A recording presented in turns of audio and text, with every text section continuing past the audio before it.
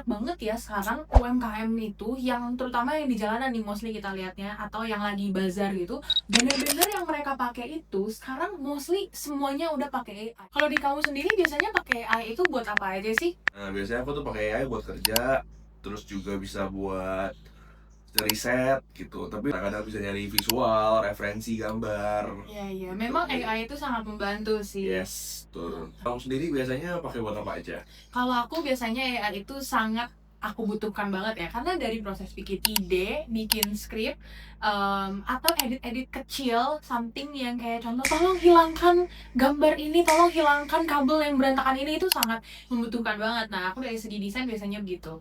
Nah, Oke. tapi kalau seandainya nih kita lihat di jalanan, banyak banget ya sekarang UMKM itu yang terutama yang di jalanan nih mostly kita lihatnya, atau yang lagi bazar gitu, bener-bener yang mereka pakai itu sekarang mostly semuanya udah pakai AI. Dulu sih mungkin awal-awal aneh ya, tapi lama-lama karena udah sering kayak kita juga baru nyadar kayak oh sebanyak ini ya ternyata ya awareness-nya orang-orang buat pakai AI. Ya, tapi itu hal buruk atau hal yang positif? Kalau menurut aku sih positif sebenarnya. Positif, tapi kalau dari aku segi anak desain, AI itu ciri khasnya adalah mereka takut banget sama white space. Jadi setiap banner itu pasti penuh. Aku sih jujur karena bukan anak DKV kali ya, jadi Ya.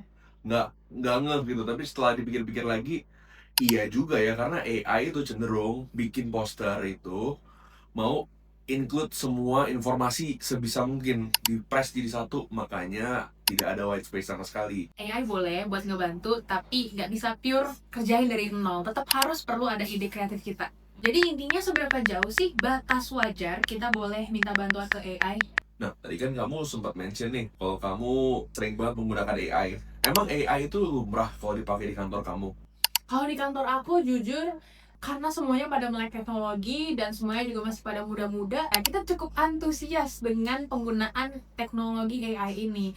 Tapi balik lagi sih, kita pakainya tuh harus seberapa banyak, karena ya kalau contoh kita bikin hasil gambar itu nggak semuanya jadi HD hasilnya, jadi tetap perlu ada ikut campur tangan yang memang di bidangnya itu. Jadi sebenarnya AI itu bisa untuk ngebantu prosesnya, tapi nggak bisa sih kalau benar-benar dari nol sampai selesai. Jadi intinya seberapa jauh sih batas wajar kita boleh minta bantuan ke AI? Penggunaan AI itu wajar banget, karena itu kan cuma asisten kita. Jadi dengan adanya AI itu kan diciptakan emang untuk mempermudah gitu.